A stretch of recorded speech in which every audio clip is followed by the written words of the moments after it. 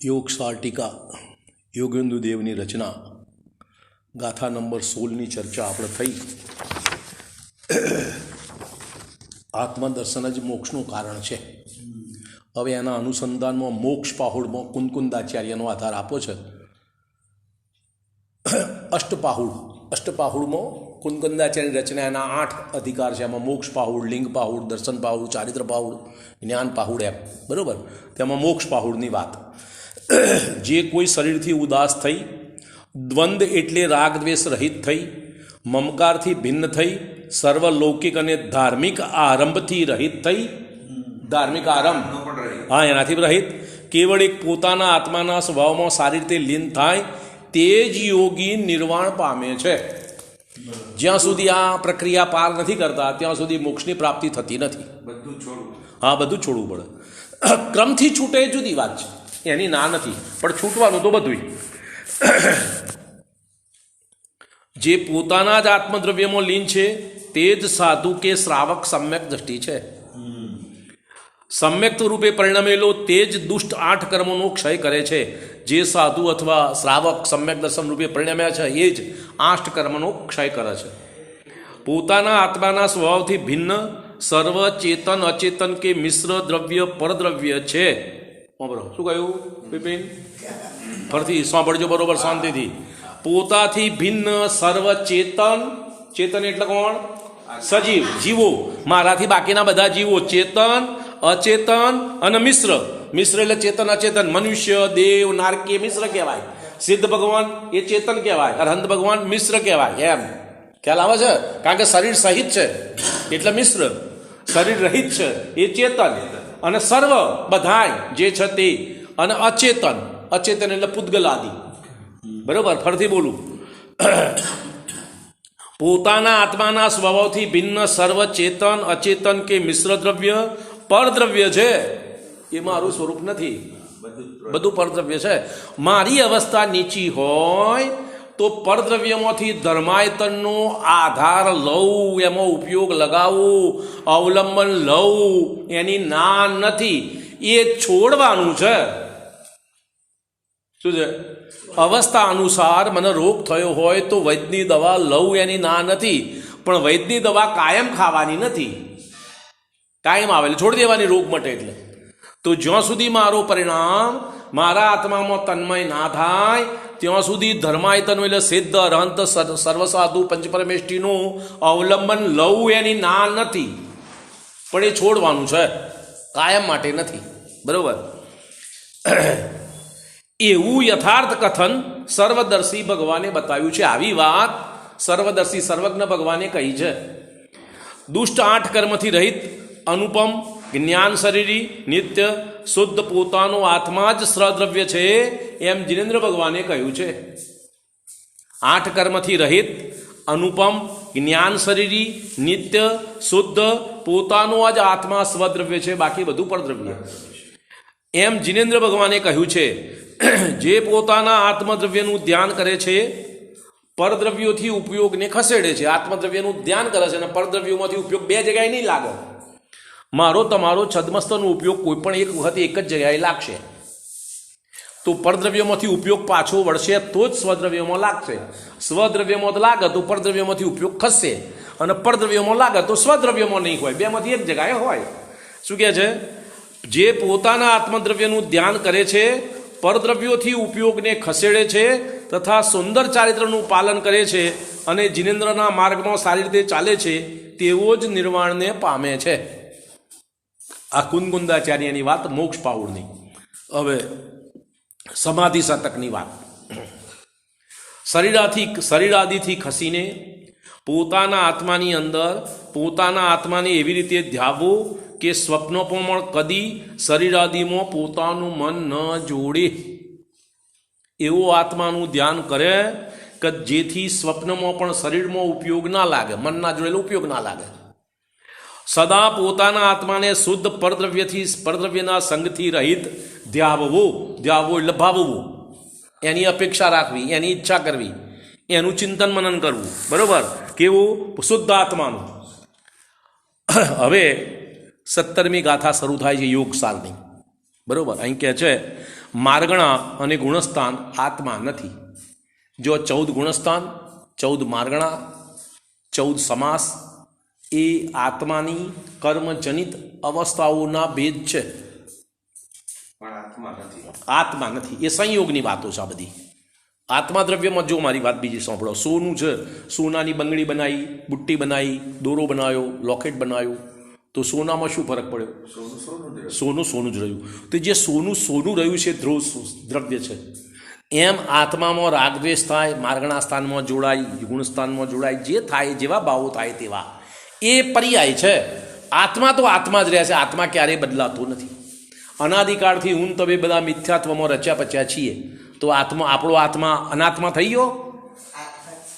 આત્મા જ રહ્યું. આજે પણ યોગ્યતા મોક્ષ માર્ગમાં જવાની એટલી છે જેટલી અનાદિકાળ પહેલો હતી, અને ઘણો કાળ ગયા પછી પણ એટલી જ યોગ્યતા રહેવાની. યોગ્યતામાં ઘટાડો નહીં થાય મોક્ષ માર્ગ પ્રાપ્ત કરવાની.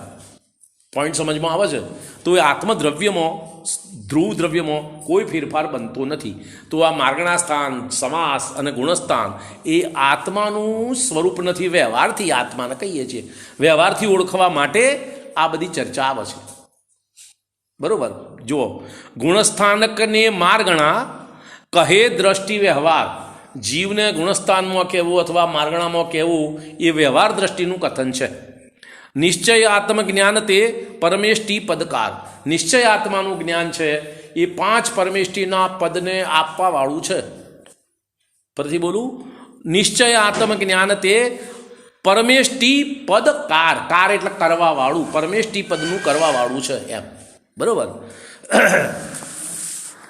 કેવળ વ્યવહારનયની દ્રષ્ટિથી જ જીવને માર્ગણા અને ગુણસ્થાન રૂપ કહેલ છે. બરોબર. નિશ્ચય નહીંથી પોતાના આત્માને આત્મા રૂપ જ સમજ, જેથી તું સિદ્ધ પરમેષ્ટિ અથવા અનંત પરમેષ્ટિનું પદ પામી શકે. જો ગુણસ્થાન, માર્ગણા, ગુણસ્થાન 14 અને માર્ગણા એ 14. માર્ગણાની અંદર વેદ, ઇન્દ્રિય, સંયમ આ બધી માર્ગણાઓના નામ છે. તો ગતિ, ઇન્દ્રિય છે એટલે 5 ઇન્દ્રિયમાંથી ગમે તે એક ઇન્દ્રિયવાળો જીવ હોય જ. પછી ઇન્દ્રિય પછી ગતિ કહો તો કોઈ પણ એક ગતિમાં હોય, 4 ગતિમાંથી. પછી લેશ્યા કહો તો કોઈ પણ એક લેશ્યાના પરિણામ હોય જ. તો 14 માર્ગણા એકી હાથે દરેક જીવનો હોય, સંસારી જીવનો. અને ગુણસ્થાન 14માંથી ગમે તે એક જ હોય. શું થયું? ગુણસ્થાન ગમે તે એક જ હોય, 2 ગુણસ્થાન સાથે ના હોય. 14 માર્ગણા સાથે હોય. કારણ કે તમે ગતિ કરો તો હું મનુષ્ય ગતિમાં છું, તો મારે ઇન્દ્રિય હોય કે નહીં? તો એ ગતિ માર્ગણા થઈ, ઇન્દ્રિય માર્ગણા થઈ. લેશ્યા હોય કે નહીં? તો લેશ્યા થઈ. સમ્યક્ત્વ માર્ગણા એટલે સમ્યક્ત્વ મિથ્યાત્વ હોય તો એ પણ થઈ. તો બધી માર્ગણાઓ 14 માર્ગણાઓ દરેક જીવને, સંસારી જીવનો હોય. અને ગુણસ્થાન 14માંથી ગમે તે એક જ હોય. તો આ બધું વ્યવહારની વાત છે. જીવના પરિણામને નિમિત્ત કરીને આ બધી કથન પદ્ધતિ છે. જીવનો દ્રવ્ય સ્વભાવ આ નથી, ધ્રુવ સ્વભાવ આ નથી. એમ પોઈન્ટ સમજમાં આવે છે? બરોબર. વ્યવહારનય પરાશ્રિત છે. વ્યવહારનય હંમેશા પરના આશ્રય જ કથન કરે. એનું નામ જ વ્યવહારનય. બીજા દ્રવ્યની અપેક્ષાથી આત્માને કંઈનું કંઈ કહે છે એ વ્યવહારનય છે. બીજાની અપેક્ષાથી આત્માનું જુદું જુદું સ્વરૂપ બતાવો એ વ્યવહારનય. નિશ્ચયનય સ્વ આશ્રિત છે. નિશ્ચયનય પોતાના આશ્રય, પોતાનું જે સ્વરૂપ છે એ પ્રમાણે વાત કરે તે નિશ્ચયનય. આત્માને યથાર્થ જેમનું તેમ કહે છે તે નિશ્ચયનય. નિશ્ચયનયથી આત્મા સ્વયં અર્હંત અથવા સિદ્ધ પરમાત્મા થાય છે. નિશ્ચયનું અવલંબન લઈ આત્મા નિયમથી સિદ્ધ અથવા અર્હંત પરમાત્મા થાય છે. આત્મા અભેદ એક શુદ્ધ જ્ઞાયક છે. જ્ઞાયક એટલે જાણવા વાળો. જુઓ, જાણવાનો સ્વભાવ ફક્ત ને ફક્ત 6 દ્રવ્યોમાંથી આત્મદ્રવ્યમાં છે. બીજા કોઈ દ્રવ્યમાં જ્ઞાન ગુણ નથી. એટલા માટે જાણવાની યોગ્યતા છે, માટે જ્ઞાયક કહ્યું. જાણવા વાળો એટલે જ્ઞાયક, જણાવવા વાળો એટલે જ્ઞેય. જે જણાય છે એ બધું જ્ઞેય ગણાય, અને જાણવા વાળો છે એ જ્ઞાયક કહેવાય. બરોબર. તો જ્ઞાયક સ્વભાવ ફક્ત આત્મામાં છે, એ સિવાય બીજા કોઈ દ્રવ્યમાં નથી. બરોબર. આત્મા અભેદ એક શુદ્ધ જ્ઞાયક છે. જેવા સિદ્ધ ભગવાન છે એવા દરેક જીવો છે, જ્ઞાયક સ્વભાવી. બરોબર. પોતાને શુદ્ધ નિશ્ચયથી શુદ્ધ રૂપ ધ્યાવવું તે જ સાક્ષાત પરમાત્મા થવાનો ઉપાય છે. પોતાને શુદ્ધ નિશ્ચય નહીં વડે શુદ્ધ સ્વરૂપ ધ્યાવવું, અનુભવવું, ચિંતવવું, મનન કરવું એ સિદ્ધ મોક્ષ પ્રાપ્ત કરવાનો ઉપાય છે. વ્યવહાર નહીં સમજવા માટે છે, વ્યવહાર નહીંનો ઉપયોગ સમજવા માટે છે, વ્યવહાર નહીં છૂટવાનો રસ્તો બતાવે છે. એક વખત આત્મા સ્થિર થાય જીવ પછી છૂટી જાય ફરી તો પછી ના રહે ને ત્યાં થાય ને. ફરી તો જાય ને બહુ હા એ ને મારી વાત સાંભળો. છઠ્ઠું ગુણસ્થાન, સાતમું ગુણસ્થાન મુનિનું. હે ઉપસમ પ્રાપ્ત કર્યું. પણ મારી વાત તો પૂરી સાંભળ શાંતિથી. ઉપસમ સમ્યક્ત્વ પ્રાપ્ત કર્યું, એ છૂટી ગયું, ફરીથી ક્ષયોપશમ ના થાય? બીજા ભાવમાં થાય. ના ના ના, એ ભાવમાં થાય. થાય થાય એવો નિયમ નહીં. બીજા ભાવમાં થાય. બીજા ફરીથી ઉપસમ સમ્યક્ત્વ થાય. ક્ષાયિક સમ્યક્ત્વ તો કેવલીના સ્પાદ ભૂમિ વગર ના થાય એમ બરોબર. બાકી ક્ષાયિક સમ્યક્ત્વ, અરે ક્ષયોપસમ સમ્યક્ત્વ અને ઉપસમ સમ્યક્ત્વ તો એ ભાવમાં થઈ શકે. હવે કાકા એ પોઈન્ટ છોડી દો ને. આપણે અત્યારે કેવલીની પાદ ભૂમિમાં કહ્યું એટલામાં સંતોષ રાખો. મૂળ પોઈન્ટ મારો અહીંયા આપણી વાત ચાલે છે. ક્ષયોપસમ સમ્યક્ત્વ કહું, ઉપસમ સમ્યક્ત્વ છૂટી ગયું, ફરથી એ ભાવમાં ના થાય એમ કેવું છે. એ વાત ખોટી. ફરથી એ ભાવમાં થાય. હવે દાખલો આલું. મુનિરાજ, બધા જ મુનિરાજ ક્ષાયિક સમ્યક દ્રષ્ટિ હોય, ક્ષયોપસમ સમ્યક દ્રષ્ટિ હોય ને. હવે એ આત્મા અનુભવમાં છઠ્ઠા ગુણસ્થાનમાં અનુભવમાં ના હોય. સાતમામાં આત્મા અનુભૂતિનો કાળ અને છઠ્ઠો આત્મા અનુભૂતિની બહારનો કાળ. કેટલો? તો જેટલો સમય સાતમા ગુણસ્થાનમાં રહે, જેટલો સમય અનુભૂતિના કાળમાં રહે, એના કરતાં ડબલ સમય બહાર રહે. દરેક મુનિરાજ, ભાવલિંગી મુનિરાજનું આ પ્રમાણે પરિણામન ચાલે. ખ્યાલ આવ્યો? બરોબર. અને ઉપસમ સમ્યક્ત્વ છૂટી ગયું હોય તો પણ સમ્યક્ત્વનું જ્ઞાન રહે, એ અનુભૂતિ છૂટી ગઈ. અરે પોઈન્ટ બરોબર સમજજો. સમ્યક્ત્વ છૂટ્યું એટલે શું છૂટ્યું? અનુભૂતિ. જ્ઞાન નથી છૂટ્યું. જ્ઞાન તો રે. મારી વાત સાંભળો. હું કરોડપતિ હતો ભૂતકાળમાં, અત્યારે દિવાળું નીકળી ગયું. બોલો અત્યારે મારી પાસે પૈસામાં કશું નથી, પણ કરોડપતિનું જ્ઞાન છે. એનો અભાવ ક્યારેય ના થાય. સમજમાં આવે છે વાત? એનો અભાવ ના થાય. સમ્યક દ્રષ્ટિને આત્મા અનુભૂતિમાં જે આત્મા આનંદનો અનુભવ થયો, એ અનુભવ છૂટી ગયો, એનું જ્ઞાનનો અભાવ નથી. એ જ્ઞાન અત્યારે પણ મોજૂદ છે અને એ જ્ઞાનના બળે ફરી સમ્યક્ત્વ પ્રાપ્ત કરવાનો ઉપાય કરે છે. એ જ્ઞાનના બળે, અનુભવના બળે. અનુભવનું જ્ઞાન છે. શાસ્ત્રનું જ્ઞાન જુદું, અનુભવનું જ્ઞાન જુદું. બે એક હોઈ શકે, બે એક સરખા હોઈ શકે, બે એક નહીં. જેવું અનુભવનું જ્ઞાન છે એ જ પ્રમાણે શાસ્ત્ર કહે છે, પણ શાસ્ત્ર કહે છે અને અનુભવ છે, બે વસ્તુ અલગ છે. બે એક સરખા છે પણ એક નથી. બે વસ્તુ જુદી જુદી છે. તો અનુભવનું જે જ્ઞાન છે એના બળે, એ આનંદના બળે, એ આનંદની અનુભૂતિના બળે સમ્યક દ્રષ્ટિ જીવ સમ્યક્ત્વ છૂટ્યા પછી ફરી સમ્યક્ત્વ પ્રાપ્ત કરવા માટે પ્રયત્ન કરે. હા, એવો નિયમ જ કરો કે પ્રથમ ઉપસમ સમ્યક્ત્વ જે જીવને થાય એ પ્રથમ ઉપર એક પોઈન્ટ લેવાય. પ્રથમ ઉપસમ સમ્યક્ત્વ જેને થાય એનો એક ઉપસમ સમ્યક્ત્વ છૂટ્યા પછી ઘણા સમયે ફરીથી ઉપસમ સમ્યક્ત્વ અથવા ક્ષયોપસમ સમ્યક્ત્વ થાય એવું સામાન્ય કથન. આમ જ થાય એવો નિયમ નહીં. બરોબર. ઉપસમ સમ્યક્ત્વ પહેલાં જુઓ. બીજી વાત સાંભળો. ભરત ચક્રવર્તીના 100 પુત્રો નિત્યની ગોદમાંથી આવેલા. બરોબર. તો નિત્યની ગોદમાં તો સમ્યક્ત્વ નહોતું ને. એ ભાવમાં સમ્યક્ત્વ પ્રાપ્ત કર્યું. ભરત ચક્રવર્તીને ઘેર જન્મ લીધા પછી સમ્યક્ત્વ પ્રાપ્ત કર્યું. એ જ ભવ્ય મોક્ષે ગયા. ક્યાં છૂટી ગયું? શું થયું? ફરીથી ઉપસમ સમ્યક્ત્વ તો છૂટી જ જાય. ફરીથી એની ભાવમાં ફરીથી બીજી વખત સમ્યક્ત્વ પ્રાપ્ત કર્યું. ક્ષાયિક સમ્યક્ત્વ થયું, ચારિત્ર અંગીકાર કર્યું અને કેવળ જ્ઞાનની પ્રાપ્તિ કરી. ક્યાં ના થયું? શું થયું? બરોબર છે? સમજમાં આવે છે વાત? અને ઘણા જીવોનો સમ્યક્ત્વ છૂટી જાય તો ફરીથી એ ભાવમાં ના એ થાય. નિયમ નહીં, નિયમ ના બનાવો. દરેક જીવની પોતપોતાની યોગ્યતા અનુસાર એમ વાત છે. અહીંયા વાત આપણી ચાલે છે કે આ નિશ્ચય નહીંની અવસ્થા, એ તમારે નિશ્ચય નહીંનું કથન અથવા નિશ્ચય નહીં જે સ્વરૂપ બતાવે છે આત્માનું, એ સ્વરૂપ ધ્યાન કરવા યોગ્ય છે. અને વ્યવહાર નહીં જે સ્વરૂપ બતાવે છે ત્યાંથી છૂટવાનો પ્રયત્ન કરવાનો છે. એ સ્વરૂપ છે તો ખરું, વ્યવહાર નહીં સર્વથા જૂઠો નહીં, એનો અંગીકાર નથી કરવાનો, એ અપેક્ષા જૂઠું. વ્યવહારને તમને મનુષ્ય કહે છે જૂઠું, અપેક્ષા એ સત્ય. એ મનુષ્યપણામાં એકત્વ બુદ્ધિ છોડવાની છે માટે વ્યવહાર નહીં જૂઠું, એના અંગીકાર નથી કરવાની એમ. બરોબર. તો વ્યવહાર નહીંનું જે આત્માનું જે વ્યવહાર નહીંથી કથન કરવામાં આવે છે એ છોડવા માટે છે, અને નિશ્ચય નથી આત્માનું જે સ્વરૂપ કહેવામાં આવે છે એ ચિંતન મનન કરવા માટે છે એમ વાત. પરથી બોલું. પોતાને શુદ્ધ નિશ્ચય નથી શુદ્ધ રૂપ ધ્યાવવું તે જ સાક્ષાત પરમાત્મા થવાનો ઉપાય છે. એ મોક્ષ માર્ગ છે. કેમ કે જેવું ધ્યાન કરે તેવો જ થઈ જાય છે. શુદ્ધ આત્માનું ધ્યાન કરે તો શુદ્ધતા પ્રગટ થઈ જાય છે. હવે બીજી વાત છે, જુઓ, જે જીવો પાંચ લબ્ધિ કહી ને, તો ક્ષયોપશમ, વિશુદ્ધિ, દેશના, પ્રાયોગ્ય અને કરણ, પાંચ લબ્ધિ. તો પ્રાયોગ્ય અને કરણ લબ્ધિના પરિણામ તો તે જીવના જ્ઞાનમાં જણાતા નથી. એ તો કેવળ જ્ઞાન ગમ્ય છે.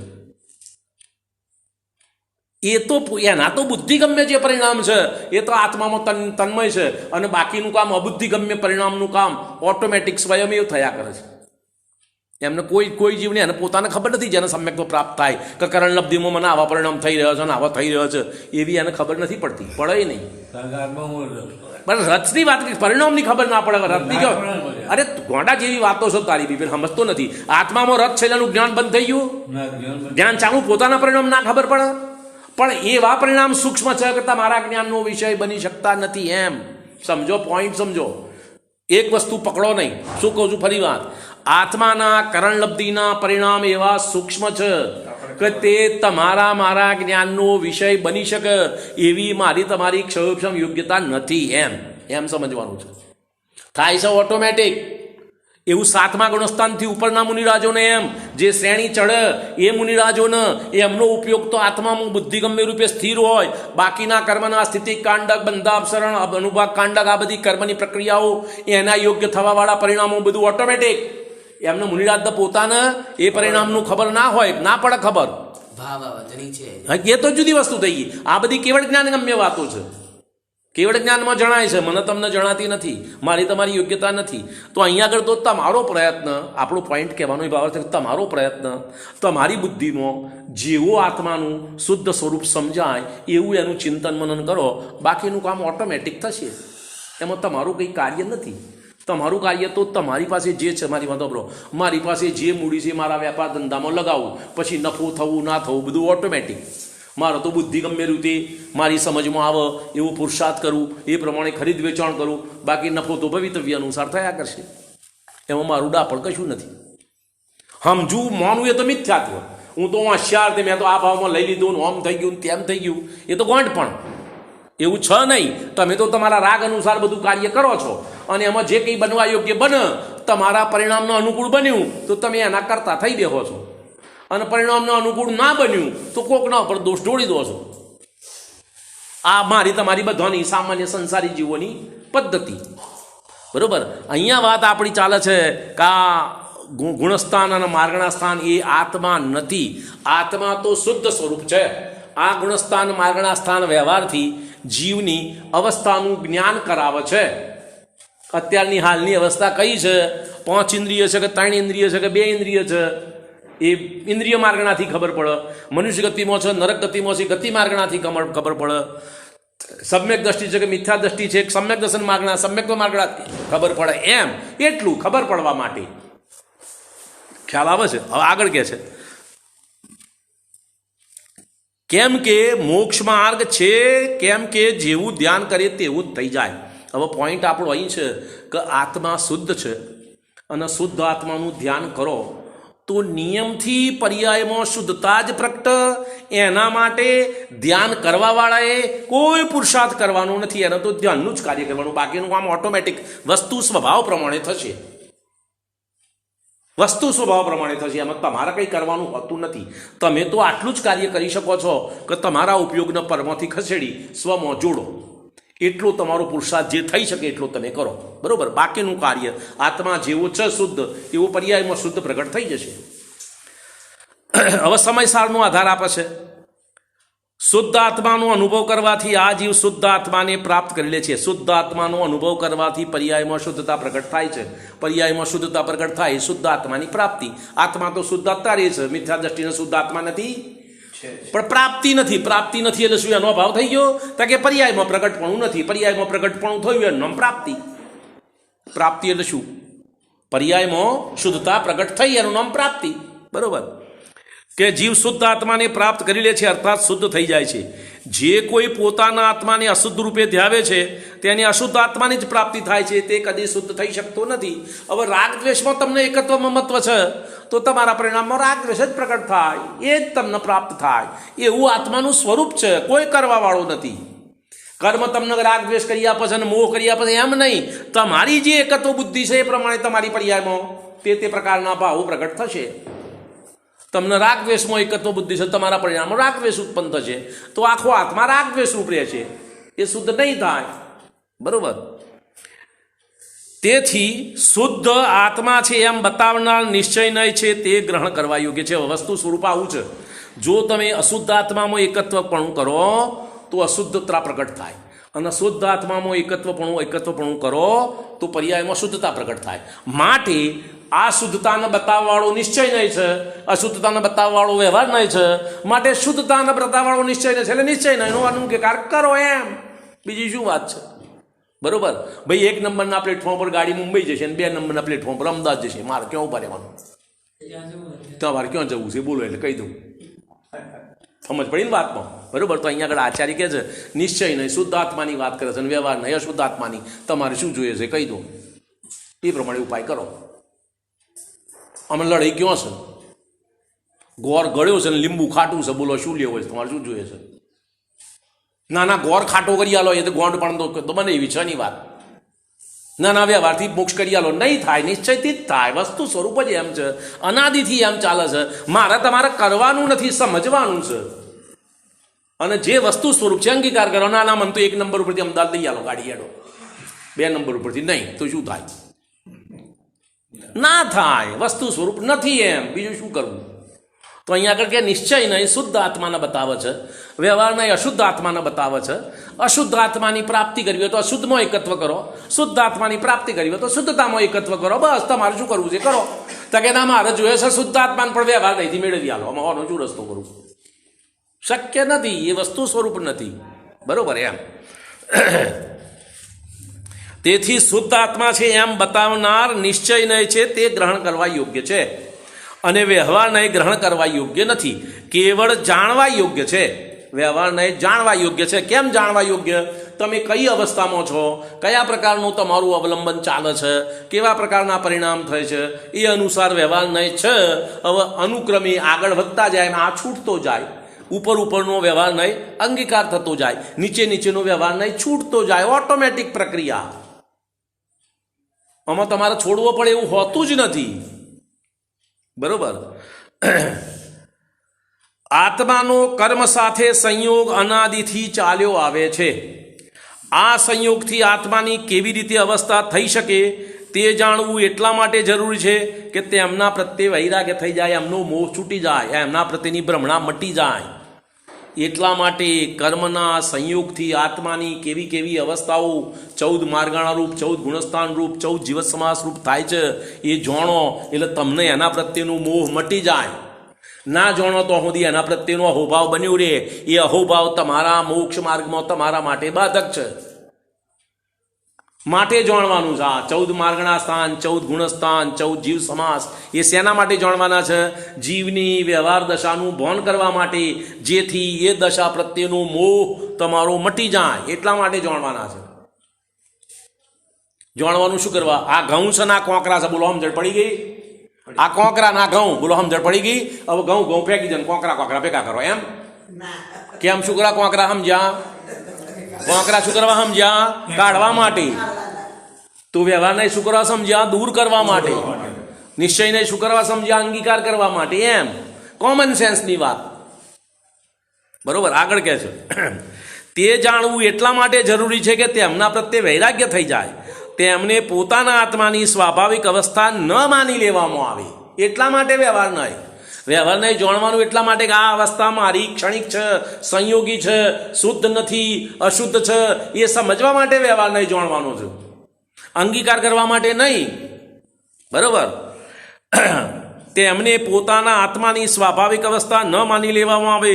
વ્યવહાર નહીંથી જેમ કહેવામાં આવે છે કે આત્મા માર્ગણા અને ગુણસ્થાન રૂપ છે, એ વ્યવહાર નહીંનું કથન છે. બરોબર. સાંસારિક સર્વ પ્રકારની અવસ્થાઓનું ઘણું ખરું જ્ઞાન 14 માર્ગણાઓથી અને 14 ગુણસ્થાનથી થાય છે. મોટા ભાગનું સંસારની અવસ્થાઓનું. કોનું? સંસારમાં કેટલી અવસ્થા? અનંત. એ બધી અવસ્થાઓનો સમાવેશ આ 14 ગુણસ્થાન અને 14 માર્ગણામાં થઈ જાય. મોટા ભાગની કોઈક ક્ષણિક કોઈક સૂક્ષ્મ વાત રહી જતી હોય તો સામાન્ય વસ્તુ, પણ બધી મોટા ભાગની અવસ્થાઓનું સમાવેશ આ 14 ગુણસ્થાન 14 માર્ગણામાં થઈ જાય. એ જીવની સંસારિક અવસ્થાનું માપ છે, વિકારી અવસ્થાનું માપ છે, અશુદ્ધ અવસ્થાનું માપ છે. 14 માર્ગણા 14 ગુણસ્થાન. શુદ્ધ અવસ્થાનું નામ નથી આ. બરોબર. સંસારિક સર્વ પ્રકારની અવસ્થાઓનું ઘણું ખરું જ્ઞાન 14 માર્ગણા અને 14 ગુણસ્થાનોથી થાય છે. શ્રી ગોમટસાર જીવકાંડ અનુસાર તેમનું સ્વરૂપ પાઠકોના જ્ઞાન માટે અહીં આપવામાં આવે છે. 14 માર્ગણા અને 14 ગુણસ્થાનનું સામાન્ય વર્ણન ગોમટસાર અનુસાર એટલે કર્ણાની યોગ અનુસાર અહીં કહેવામાં આવે છે. જે અવસ્થાઓ દ્વારા અને જે રીતે જીવો જોવામાં આવે છે તેવી જ રીતે શોધી લેવામાં આવે, જાણી લેવામાં આવે તે અવસ્થાઓને માર્ગણા કહે છે. જીવનું સ્વરૂપ સમજવા માટે, જીવ છે એમ નક્કી કરવા માટે, જીવ છે એમ જાણવા માટે જેનો આધાર લેવામાં આવે એનું નામ માર્ગણા. એ માર્ગણાઓ 14 પ્રકારે છે. ગતિ, ઇન્દ્રિય, કાય, યોગ, વેદ, કષાય, જ્ઞાન, સંયમ, દર્શન, લેસ્યા, ભવ્ય, સમ્યક્ત્વ, સંજ્ઞી અને આહાર. આ 14 માર્ગણાઓ. બરાબર. સંસારી જીવોમાં 14 દશાઓ દરેક સમયે પ્રાપ્ત થાય છે. આ 14 માર્ગણા સ્થાન દરેક જીવમાં દરેક વખતે સંસારીમાં હાજર જ હોય, એકેનો અભાવ નહીં. બધો હોય એમ નથી કહેતું. 14માંથી એક 14 એક ઇન્દ્રિયવાળાના 2 ઇન્દ્રિય, 3 ઇન્દ્રિય, 4 ઇન્દ્રિય, 5 ઇન્દ્રિય ના હોય. 5 ઇન્દ્રિયવાળાની 1, 2, 3, 4 ઇન્દ્રિય ના હોય, પણ ઇન્દ્રિયોમાંથી ગમે તે એક તો હોય જ. ભવ્યત્વમાંથી ભવ્ય, અભવ્યત્વમાંથી એક હોય જ. દર્શન લેશ્યામાંથી સમ્યક દર્શન, મિથ્યાત્વથી એક હોય જ. જ્ઞાનમાંથી મતિશ્રુત અવધિ મને પર એક કેવલ જ્ઞાનમાંથી ગમે તે એક હોય જ. બરોબર. એમ 14 માર્ગણા દરેક જીવનો હોય, પણ 14 બધા પ્રકાર હોય એમ નહીં. 14માંથી દરેકમાં એક એમ. અથવા આ દશાઓમાં શોધવાથી દરેક સંસારી જીવ મળી જશે. એમનું સ્વરૂપ અને ભેદ આ પ્રમાણે છે. હવે બધી માર્ગણાઓના વિસ્તારથી વર્ણન કરો છો કે ગતિ માર્ગણામાં કેટલી આવે, ઇન્દ્રિય માર્ગણામાં કેટલી આવે, એમ બધું વિસ્તાર. ગતિ માર્ગણાના 4 ભેદ. ગતિ કર્મના ઉદયથી જે પર્યાય થાય અથવા 4 ગતિઓમાં જવાનું જે કારણ છે તેને ગતિ કહે છે. તે 4 છે: નરક ગતિ, તિર્યંજ ગતિ, મનુષ્ય ગતિ, દેવ ગતિ. દરેક સંસારી જીવ કોઈને કોઈ ગતિમાં હોય જ. આ 4 ગતિની બહાર કોઈ પણ સંસારી જીવ ના હોય. બરોબર. જ્યારે એક નિગોદિયા તિર્યંજમાં ગણાય. હા, તિર્યંજીઓનીમાં ગણાય. બરોબર. 1 ઇન્દ્રિય, 2 ઇન્દ્રિય, 3 ઇન્દ્રિય, 4 ઇન્દ્રિય, સૈની અને અસૈની બધા તિર્યંજના ભેદ. સ્થાવર, ત્રસ બધા તિર્યંજ, બધા તિર્યંજમાં આવે. મનુષ્ય પર્યાય છે, મનુષ્ય ગતિ જુદી. જ્યારે ત્રસ સ્થાવરની વાત કરીએ તો આપણે ત્રસમાં આવીએ. ત્રસ સ્થાવરનો ભેદ કરીએ તો આપણે ત્રસમાં આવીએ. નિગોદિયા સ્થાવરમાં આવે, એકેન્દ્રિયમાં. 5 સ્થાવર અને નિગોદ એ બધું સ્થાવરમાં ગણાય એમ. અને જ્યારે ગતિની વાત કરીએ તો આપણે મનુષ્ય ગતિમાં આવે અને નિગોદિયા તિર્યંજ ગતિમાં આવે એમ. સંસારી જીવ કોઈને કોઈ ગતિમાં મળશે. જ્યારે એક શરીર છોડીને જીવ બીજા શરીરમાં જાય છે ત્યારે વચ્ચે વિગ્રહ ગતિમાં જે ગતિમાં તે જવાનું હોય તે જ ગતિનો ઉદય માનવામાં આવે છે. હવે જ્યારે આ જીવ આ ગતિ પર્યાયમાંથી છૂટે, દાખલા તરીકે આપણે મનુષ્ય ભાવમાં છીએ, મનુષ્ય ભાવમાંથી છૂટે અને આગલો ભાવ નરક ભાવનો થવાનો હોય તો જે વચ્ચેની વિગ્રહ ગતિ છે 4 સમયની મેક્સિમમ લિમિટ, એની અંદર નરક ગતિનો ઉદય ગણવામાં આવે છે. મનુષ્ય ગતિનો તો એ પૂરો થઈ ગયો. બરાબર. ફરીથી બોલું. જ્યારે એક શરીર છોડીને જીવ બીજા શરીરમાં જાય છે ત્યારે વચ્ચે વિગ્રહ ગતિમાં જે ગતિમાં તે જવાનો હોય તે જ ગતિનો ઉદય માનવામાં આવે છે. બરાબર. આગળ હવે ઇન્દ્રિય માર્ગણાના 5 પ્રકાર. 5 ઇન્દ્રિય. બરાબર.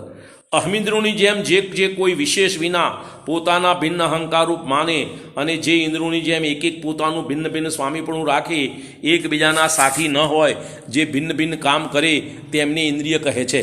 આ ઇન્દ્રિયો એકબીજાની સહાયકારી નહીં, સ્વતંત્ર, દરેક પોતપોતાનું અલગ અલગ કાર્ય કરે માટે એમને ઇન્દ્રિય કહે છે. તેમને ઇન્દ્રિય કહે છે. તે 5 છે: સ્પર્શન, રસના, ગ્રાણ, ચક્ષુ અને સ્તોત્ર એટલે કર્ણ. આ ક્રમ જે ઇન્દ્રિયો હોય બધી આ ક્રમસર જ હોય. ક્રમ ઉલ્લંઘન કોઈને ઇન્દ્રિયો ના હોય. એક ઇન્દ્રિયો એટલે સ્પર્શન ઇન્દ્રિય, એક ઇન્દ્રિયવાળાને રસના ના હોય. 2 ઇન્દ્રિયો હોય તો સ્પર્શન રસના, 2 ઇન્દ્રિયવાળાના સ્પર્શન અને ગ્રાણ હોય એમ ના બને. એમ ક્રમ. તો સ્પર્શન, રસના, ગ્રાણ, ચક્ષુ અને કર્ણ એ 5 ઇન્દ્રિયો ક્રમથી જીવોનો હોય છે. તેથી સંસારી જીવ એકેન્દ્રિય, 2 ઇન્દ્રિય, 3 ઇન્દ્રિય, 4 ઇન્દ્રિય, પંચેન્દ્રિય જીવ કહેવાય છે. જેમને આગળની ઇન્દ્રિયો હોય તેમના પહેલાંની ઇન્દ્રિય અવશ્ય હોય. એટલે દાખલા તરીકે રસના ઇન્દ્રિયો અને સ્પર્શન ઇન્દ્રિયો તો હોય જ. કર્ણ ઇન્દ્રિયો એના આગળની 3 ઇન્દ્રિયો, 4 ઇન્દ્રિયો હોય જ એમ. બરાબર. એક છોડીને એક હોય, એકલી કર્ણ ઇન્દ્રિય હોય એવું ના બને. એકલી સ્પર્શન ઇન્દ્રિય હોય, 2 ઇન્દ્રિયો તો નિયમથી સ્પર્શન રસના 2, રસના ગ્રાણ 2 ના હોય એવું ના બને એમ. દાખલા તરીકે જેમને કાન હોય તેમને પહેલાંની 4 ઇન્દ્રિય આંખ, નાક, જીભ, સ્પર્શ અવશ્ય હોય જ. હવે કાય માર્ગના છ પ્રકારના શરીર, બરોબર, ઔદારિક, આહારક, તેજસ, કારમણ અને વૈક્રિક, બરોબર, એ 6 પ્રકારના કાય માર્ગણા. જાતિ કર્મની સાથે અવશ્ય મેં રહેનારા સ્થાવર અને ત્રસ કર્મના ઉદયથી જે શરીર હોય તેને કાય કહે છે. તેના 6 ભેદ જીનમતમાં કહેવામાં આવે છે. અહીંયા તો પેલા સ્થાવર 5 અને 1 ત્રસ એમ કહે છે. 6 કાય, ષટકાય, પૃથ્વીકાય, જળકાય, અગ્નિકાય, તેજકાય, વાયુકાય, વનસ્પતિકાય એ 5 અને ત્રસકાય એ 6 એની શરીરની રચનામાં ભેદ છે. તેથી 6 કાયદારી જીવ ભિન્ન ભિન્ન હોય છે. દરેક સંસારી જીવ આ 6 માંથી ગમે તે એકમાં હોય જ, આ બહાર કોઈ ના હોય, બરોબર. માંસાદી ત્રસકાયમાં જ હોય છે, શેષ 5 સ્થાવરમાં નહીં. વનસ્પતિકાય અને ત્રસકાયની રચનામાં પૃથ્વી આદિ 4 કાય સહાયક હોય છે. હવે યોગ માર્ગના 15 પ્રકારના યોગ, બરોબર, એની વાત કરે છે. મન વચન કાયા એ 3 સહિત, અથવા વચન અને કાયા એ 2 સહિત, માત્ર કાયા સહિત જીવમાં પૂદગલ વિપાકી શરીર કર્મના ઉદયથી જે કર્મ અને નુકર્મ વર્ગણાઓને ગ્રહણ કરવાની શક્તિ છે તે શક્તિને યોગ કહે છે. મન વચન કાયાના યોગ. આ આશ્રવનું કારણ છે, એનો પરિસ્પંદનનું પરિણમન, એટલે એને યોગ કહે છે. હવે કહે છે આ શક્તિ જીવમાં હોય છે, પરંતુ એનું કામ શરીર નામ કર્મના ઉદય થાય છે. 15 યોગોમાંથી કોઈ એક યોગની પ્રવૃત્તિ થતો યોગ શક્તિ દરેક સમયે જ્યાં સુધી અયોગ કેવડી જીન ન થાય ત્યાં સુધી કામ કર્યા કરે છે. જો અયોગ કેવડી 14મું ગુણસ્થાન ના થાય ત્યાં સુધી 15 પ્રકારના યોગનું પરિણમન દરેક સંસારી જીવને ચાલ્યા જ કરે. એ પ્રમાણે આશ્રવ થયા જ કરે. બંધ થવો ના થવો એ આગળની વાત, આશ્રવની વાત. યોગ સહાશ્રવ બંધ કશાય અનુસાર એ પછીની વાત, બરોબર. કેવડી અયોગ કેવડી જીન ન થાય ત્યાં સુધી કામ કર્યા કરે છે. વિગ્રહ ગતિમાં કારમા વર્ગણાઓને, તેજસ વર્ગણાઓને અને બાકીના સમયમાં બંનેની સાથે સાથે આહારક વર્ગણા, ભાષા વર્ગણાને, મનોવર્ગણાઓને સંજ્ઞી જીવ ગ્રહણ કરતી રહે છે. 4 મનના સત્ય અસત્ય ઉભય અનુભય, જેને સત્ય કે અસત્ય કહી શકાતું નથી એનું નામ ઉભય, બરોબર. આ 4 પછી 4 વચનના સત્ય અસત્ય ઉભય અનુભય, 7 કાયના ઔદારિક મિશ્ર, વૈક્રિક મિશ્ર, આહારક મિશ્ર, કારમાણ મનુષ્ય અને તિર્યંચોને ઔદારિક બંને, દેવનારકીઓને વૈક્રિક બંને, 6ઠ્ઠા ગુણસ્થાનવીર મુનિને આહારક બંને. વિગ્રહ ગતિમાં કારમાણ યોગ્ય છે તથા કેવડી સમુદ્ગાતમાં 3 સમય કારમાણ યોગ હોય છે. આ 15 પ્રકારના યોગની વર્ણનની વાત થઈ, બરોબર. આ યોગ માર્ગના 15 પ્રકારની. હવે આ પ્રકારે એના પરિણમન જ્યાં સુધી 14મું ગુણસ્થાન ના આવે ત્યાં સુધી યોગનું પરિણમન કોઈને કોઈ પ્રકારે ચાલે. બધાને 15 ચાલે એમ નહીં, બરોબર. અવસ્થા અનુસાર જે યોગનું પરિણમન યોગ્ય હોય એનું યોગનું વિભાવ પરિણમન થાય. યોગ એટલે આત્માના પ્રદેશોનું પરિસ્પંદનરૂપ પરિણમન. એ પ્રદેશોનું જે પરિસ્પંદનરૂપ પરિણમનમાં નિમિત્ત મન વચન કાયા થાય. માટે મન વચન કાયાના યોગ વ્યવહારથી કહેવામાં આવે છે. યોગ મન વચનના નથી, યોગ તો આત્માનો ગુણ છે.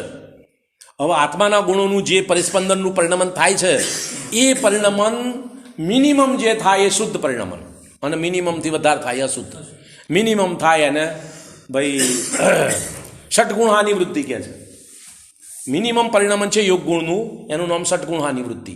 અને એનાથી વધારે પરિણમન થાય એ મન વચન કાયના યોગ એટલે વિભાવ પરિણમન. એ વિભાવ પરિણમનથી આશ્રવ થાય. ષટગુણ હાનિ વૃદ્ધિ રૂપ યોગ પરિણમનથી આશ્રવ ના થાય, એ સ્વભાવ પરિણમન. હવે વેદ માર્ગણા 3 પ્રકારની: નપુષક વેદ, પુરુષ વેદ અને સ્ત્રી વેદ. પુરુષ વેદ, સ્ત્રી વેદ, નપુષક વેદ નો કશાયના ઉદયથી જે ક્રમે પુરુષ, સ્ત્રી અને નપુષક જેવા પરિણામ થાય તેને ભાવ વેદ કહે. હવે વેદની અંદર ભાવ વેદ અને દ્રવ્ય વેદ. દ્રવ્ય વેદ એટલે શરીરની રચના, અને ભાવ વેદ એટલે મનના પરિણામ. જેવી શરીરની રચના હોય એવા જ પરિણામ થાય એવો નિયમ નહીં. જુદા જુદા પરિણામ થઈ શકે, અને જુદા જુદા પરિણામ ના થતા હોય તો નાટકની અંદર પુરુષ સ્ત્રીનો વેશ લઈને સ્ત્રીના હાવભાવ ના બતાવી શકે, સ્ત્રી પુરુષનો વેશ લઈને પુરુષના હાવભાવ ના બતાવી શકે, નપુષકના હાવભાવ ના બતાવી શકે જો ના બદલાતા હોય તો. માટે દ્રવ્ય વેદ હોય એ જ પ્રમાણે ભાવ વેદ હોય એવો નિયમ નહીં. મોટે ભાગે તો એમ જ, સર્વથા નહીં, બરોબર. એમ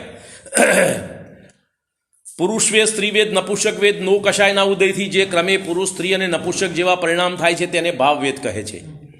તેના તથા નામકર્મના ઉદયથી જે 3 પ્રકારની શરીરની રચના થાય તેને દ્રવ્ય વેદ કહે છે. આ શરીરની રચના છે દ્રવ્ય વેદ. ઘણું કરીને ભાવ વેદ અને દ્રવ્ય વેદ સમાન હોય, ઘણું કરીને, મોટે ભાગે તો સરખા હોય, ક્યાંક વિષમ પણ હોય છે. ઘણી જગ્યાએ શરીરનો વેદ જુદો હોય ને ભાવ વેદ જુદો હોય, એવું બને. દેવ, નારક અને ભોગભૂમિના જીવોમાં જેવો દ્રવ્ય વધે તેવો જ ભાવવેદ હોય છે. દેવ, નારક અને ભોગભૂમિ પરંતુ કર્મભૂમિના મનુષ્ય અને કર્મભૂમિના પશુઓમાં એક દ્રવ્યવેદની સાથે ત્રણેય પ્રકારના ભાવવેદ હોઈ શકે.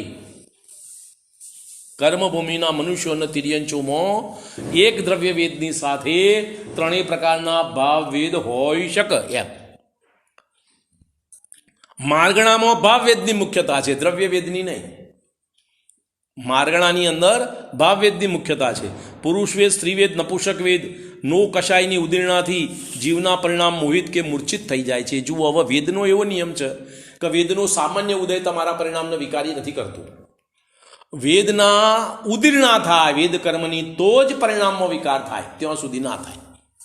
ઉદીર્ણાથી જ વિકાર થાય એ વાત કરે છે કે પુરુષવેદ, સ્ત્રીવેદ, નપુંસકવેદ નો કશાયની ઉદીર્ણાથી, કારણ કે આ નવનો કશાય હાસ્ય, રતિ, અરતિ, ભય, સુખ, જુગુપ્સા અને ત્રણ વેદ એની ઉદીર્ણાથી, બરોબર, નો કશાયની ઉદીર્ણાથી જીવના પરિણામ મોહિત કે મૂર્છિત થઈ જાય છે. ત્યારે આ મોહી જીવ ગુણ કે દોષનો વિવેક રાખતો નથી. જ્યારે વેદના પરિણામની ઉદીર્ણા થાય ત્યારે વેદના ભાવવેદમાં તીવ્ર ઉદયો આવે ત્યારે આ જીવ વિવેક ખોઈ બેસે છે, એનો વિવેક રહેતો નથી. અને આવો ભાવ અનર્થનું કારણ છે. હવે કશાય માર્ગના 25 પ્રકારના, કશાયના 25 ભેદ, 4 ચોકડી 16 અને 9નો કશાય 25 એ કશાય માર્ગણાના ભેદ. જીવના કર્મરૂપી ખેતરને જે અમર્યાદિત પરે સંસાર પર ભ્રમણરૂપ છે અને જેમાં સુખ દુઃખરૂપી ઘણું ધાન્ય પેદા થાય છે તેને જે કશે છે અથવા હળ ચલાવીને બીજ વાવવા યોગ્ય બનાવે છે તેને કશાય કહે છે. કશે અર્થાત દુઃખ દે તેનું નામ કશાય. કશાયનો અર્થ શું? કશે અર્થાત દુઃખ દે તેનું નામ કશાય. કશાય ક્યારેય સુખનું કારણ ના હોય, ઓછા વત્તા દુઃખનું કારણ હોય. એટલે ઓછા દુઃખનો અપેક્ષાથી વ્યવહારથી આપણે સુખ કહીએ છીએ, હકીકતમાં છે નહીં. બરોબર. અથવા સમ્યક દર્શન અને સ્વરૂપાચરણનો ઘાત કરનાર અનંતાનુબંધી ક્રોધ, માન, માયા, લોભ એ 4 કશાય છે. સ્વરૂપાચરણનો અને સમ્યક દર્શનનો ઘાત કરનાર અનંતાનુબંધી ક્રોધ, માન, માયા, લોભ. દેશ સંયમના ઘાતક અપ્રત્યાખ્યાન ક્રોધ, માન, માયા, લોભ. સકલ સંયમના ઘાતક પ્રત્યાખ્યાન ક્રોધ, માન, માયા, લોભ. અને યથાખ્યાત ચારિત્રના ઘાતક સ્વંજલન ક્રોધ, માન, માયા, લોભ. અને નો કશાય હાસ્ય, રતિ, અરતિ, સુખ, ભય, જુગુપ્સા, સ્ત્રીવેદ, પુરુષવેદ, નપુંસક છે. તેથી તેમને કશાય કહે છે અને એના મૂળ 4, 16 કે 25 આદિ અસંખ્યાત લોક પ્રમાણ ભેદ છે. હવે જ્ઞાન માર્ગણાના 8 પ્રકાર. આ બધા માર્ગણાના ભેદો ચાલે છે, 14 માર્ગણા. બરોબર. હવે જ્ઞાન માર્ગણામાં 5 સમ્યક જ્ઞાન અને 3 મિથ્યા જ્ઞાન, એમાં 8. જે ભૂત ભવિષ્ય વર્તમાન 3 કાળ સંબંધિત સર્વદ્રવ્યોના ગુણો અને તેમની અનંત પર્યાયોને એક સમયમાં જાણે છે તેને જ્ઞાન કહે છે. મન ઇન્દ્રિયો દ્વારા જે જાણે તે પરોક્ષ જ્ઞાન છે. મતિ જ્ઞાન, સુરત જ્ઞાન, કુમત જ્ઞાન, કુશ્રુત જ્ઞાન એ પરોક્ષ જ્ઞાન છે. હવે કુ અવધિ તો પ્રત્યક્ષમાં આવે, અત્યારે પરોક્ષની વાત ચાલે છે. અવધિ જ્ઞાન તો પ્રત્યક્ષમાં જાય ને, દેશ પ્રત્યક્ષ. કુઅવધિ દેશ પ્રત્યક્ષમાં જાય, એ પરોક્ષની વાત ચાલે. મતિ શ્રુતિ પરોક્ષ, એટલે સુમતિ સુશ્રુત, કુમતિ કુશ્રુત, એ 4 એ પરોક્ષ જ્ઞાન છે. આત્મા સ્વયં જાણે તે પ્રત્યક્ષ જ્ઞાન છે. અવધિ, કુઅવધિ, મનપર્ય, કેવળ જ્ઞાન એ 4 પ્રત્યક્ષ અને ચેલા પલ્લા 4 પરોક્ષ, એમ 8 જ્ઞાન. સમ્યક દર્શન સહિતનું જ્ઞાન સમ્યક જ્ઞાન છે. મિથ્યા દર્શન સહિત 3 કુ જ્ઞાન છે અને 5 જ્ઞાન સમ્યક છે. હવે સંયમ માર્ગણાના 7 પ્રકાર. 5 વ્રત ધારણ કરવા, 5 સમિતિ પાળવી, 25 કશાયોને રોકવા, મન વચન કાયે 3 દંડોનો ત્યાગ કરવો, 5 ઇન્દ્રિયને જીતવું, તેને સંયમ કહેવામાં આવે છે. આ અસંયમ, દેશ સંયમ, સામાયિક, છેદોપસ્થાપના, પરિહાર, વિશુદ્ધિ, સૂક્ષ્મ સાંપ્રાય અને યથાખ્યાત ચારિત્ર એ 7 સંયમના ભેદ. સંયમના 7 ભેદ. ફરીથી બોલું. અસંયમ, અસંયમ એટલે 4થા ગુણસ્થાનથી નીચે. દેશ સંયમ એટલે 5મું ગુણસ્થાન. સામાયિક, છેદોપસ્થાપના, પરિહાર, વિશુદ્ધિ, સૂક્ષ્મ સાંપ્રાય, યથાખ્યાત ચારિત્ર, આ સંયમના 7 ભેદ. બરોબર. હવે દર્શન માર્ગણા જુઓ. પણ બાદી આપણે માર્ગણા શેની વાત કરીએ? માર્ગણા એ જીવનું સ્વરૂપ નથી. આ સંયમના સ્થાનો જીવનું સ્વરૂપ નથી, માર્ગણામાં આવે છે. શું આવે? હે? માર્ગણા આ જીવનું શુદ્ધ સ્વરૂપ નહીં, શાશ્વત સ્વરૂપ નહીં.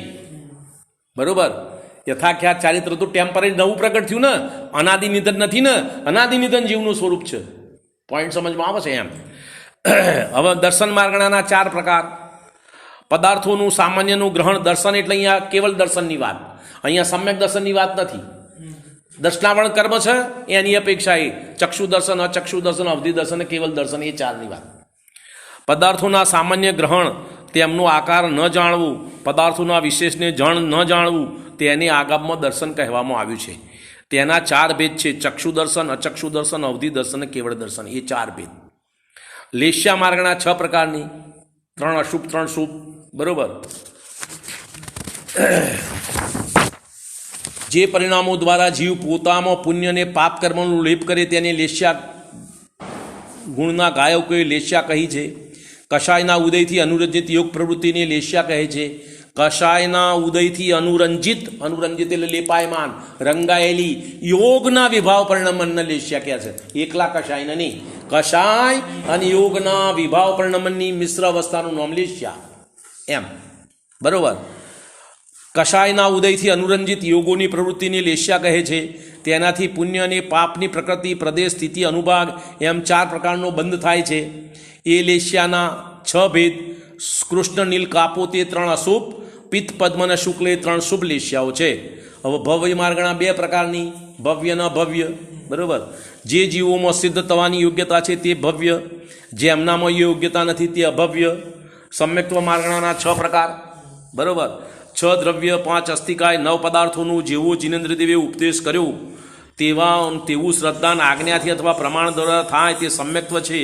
એના 6 ભેદ: મિથ્યાત્વ, સાસાદન, મિશ્ર એ મિથ્યાત્વના ભેદ, ઉપશમ, વેદક એટલે ક્ષયોપશમ અને ક્ષાયિક એ સમ્યક્ત્વના ભેદ. એમ 6 ભેદ સમ્યક્ત્વ માર્ગણાના. સમ્યક્ત્વ મિથ્યાત્વના 3. બરાબર. હવે સંજ્ઞી માર્ગના 2 પ્રકાર: સંજ્ઞી અને અસંજ્ઞી. સંજ્ઞી એટલે મન સહિત, અસંજ્ઞી એટલે મન રહિત. નો ઇન્દ્રિય જે મન તેને રોકનાર જ્ઞાનાવરણના ક્ષયોપશમથી જે બોધ થાય છે તેને સંજ્ઞા કહે છે. આ સંજ્ઞા જેને હોય તે સંજ્ઞી. જે કેવળ ઇન્દ્રિયોથી જ જાણે તે અસંજ્ઞી છે. શિક્ષા, ક્રિયાનો ઉપદેશ, વાર્તાલાપ, સંકેત અથવા જે મનના અવલંબનથી કરી શકે તે જીવ સંજ્ઞી છે. જે એમનું ગ્રહણ ન કરી શકે તે અસંજ્ઞી છે. હવે આહાર માર્ગના 2 પ્રકારની: ઉદય પ્રાપ્ત શરીર કર્મના ઉદયથી તે શરીર સંબંધી, ભાષા કે મન સંબંધી નો કર્મ વર્ગણાઓને જે ગ્રહણ કરે તે આહારક છે, અને જે ગ્રહણ ન કરે તે અનાહારક. કોણ? મન અને ભાષા શરીર સંબંધી એ નો કર્મ વર્ગણાને ગ્રહણ કરે તે આહારક, અને એ સંબંધી કર્મ વર્ગણાને ગ્રહણ ના કરે એ અનાહારક. હવે મોહનીય કર્મનો ઉદય, ઉપશમ, ક્ષયોપશમ કે ક્ષય થતો ઉત્પન્ન થનારા જે ભાવો વડે જીવ ઓળખાય તે ભાવોને સર્વજ્ઞે ગુણસ્થાન કહ્યા છે. આ 14 માર્ગના પતિ. બરોબર. હવે કે મોહનીય કર્મનો ઉદય, ઉપશમ, ક્ષયોપશમ કે ક્ષય થતો ઉત્પન્ન થનારા જે ભાવો તે વડે જીવ ઓળખાય તેનું નામ ગુણસ્થાન છે. કોના? મોહની વાત. મોહનો ક્ષય હોય, ઉપશમ હોય, ક્ષયોપશમ હોય, ઉદય હોય, આ 4માંથી કોઈ પણ અવસ્થા અનુસાર જે ભાવોને ઓળખવામાં આવે એ ભાવોનું નામ ગુણસ્થાન. ગુણસ્થાન ફક્ત મોહના અભાવપૂર્વક જ હોય, અભાવ સદભાવપૂર્વક. મોહ સિવાય બીજા કોઈ કર્મનો એમાં કોઈ સંબંધ નથી. ગુણસ્થાનમાં નથી જ્ઞાનનો સંબંધ, નથી દર્શનાવરણનો, નથી અંતરાયનો, કોઈ કર્મનો સંબંધ નહીં એમાં. ગુણસ્થાનમાં ફક્ત મોહનીય કર્મના અપેક્ષાએ, મોહનીય કર્મના અપેક્ષાએ એની જે ગુણસ્થાન છે, દાખલા તરીકે 4થું ગુણસ્થાન છે, તો કોઈક જીવના 4થા ગુણસ્થાનમાં ક્ષયોપશમ ઘણો વધારે હોય અને કોઈક જીવનો અલ્પ હોય, એવું બની શકે. કોઈ જીવનો પુણ્યનો ઉદય ઘણો હોય, કોઈક જીવનો પુણ્યનો ઉદય ના હોય, એવું બની શકે. કોઈ જીવનો નામ કર્મનો ઉદય ઉત્તમ હોય, શુભ હોય, કોઈકનો અશુભ હોય, એવું બની શકે. એટલે મોહ કર્મ સિવાય બાકીના કર્મનો કોઈ સંબંધ નહીં ગુણસ્થાન સાથે. બરોબર. ફરીથી બોલું. મોહનીય કર્મનો ઉદય, ઉપશમ, ક્ષયોપશમ કે ક્ષય થતો ઉત્પન્ન થનારા જે ભાવો વડે જીવ ઓળખાય તે ભાવોને સર્વજ્ઞે ગુણસ્થાન કહ્યા છે. એ મોક્ષ માર્ગના 14 પગથિયા છે. એ જેમ વધતો જાય એમ મોહ ઘટતો જાય, એમ ગુણસ્થાનમાં આગળ વધતો જાય. તે મોહ અને યોગના સંબંધથી થાય છે. તેમને પાર કરીને જીવ સિદ્ધ થાય છે. એક સમયમાં એક જીવને એક ગુણસ્થાન હોય છે. કોઈ પણ જીવને એક સમયમાં એક ગુણસ્થાન. 12 ગુણસ્થાન સુધી તો મોહનો અભાવ, 13 અને 14મા ગુણસ્થાનમાં તો યોગના અભાવની વાત છે. માટે મોહ અને યોગ 2 કયા. બરોબર. હવે ગુણસ્થાનના નામ: મિથ્યાત્વ, સાસાદન, મિશ્ર, અવિરત સમ્યક્ત્વ, દેશ વિરત, પ્રમત વિરત, અપ્રમત વિરત, અપૂર્વકરણ, અનિવૃત્તિકરણ, સૂક્ષ્મલોપ, ઉપશાંતમોહ, ક્ષીણમોહ, સયોગ કેવડી જીન, અયોગ કેવડી જીન, આ 14 ગુણસ્થાન પાર કરીને સિદ્ધ થાય છે. આ 14 ગુણસ્થાનમાં સિદ્ધ નહીં, આ 14 ગુણસ્થાન પૂરો કરીને બહાર નીકળી જાય તારે સિદ્ધ. આ 14 ગુણસ્થાનમાં સંસારી, આ સંસારનો સ્થાન, અરહંત ભગવાન સંસારી, અયોગી કેવલી સંસારી, એ સિદ્ધ નથી થયા. સિદ્ધ સિવાય કોઈ મુક્ત નહીં. ભાવ મુક્ત ખરા, અરહંત કેવલી સયોગી 13માં 14 ગુણસ્થાના ભાવ મોક્ષ કરો, દ્રવ્ય મોક્ષ નથી. શરીર છે અને 85 પ્રકારના અઘાતી કર્મનું બંધ પર સત્તા પણ છે અત્યારે કેવલી ભગવાનના. એટલા 85 પ્રકારના અઘાતી કર્મની પ્રકૃતિનું સત્તા અત્યારે મોજૂદ છે કેવલી ભગવાનના. અયોગ કેવલી અવસ્થામાં એ 85 પ્રકૃતિનો અભાવ થાય. બરોબર, પછી સિદ્ધ ગણાશે. ત્યાં સુધી સંસારી કર્મ છે માટે સંસાર. બરોબર, સમય થઈ ગયો છે, આગળની વાત કરો.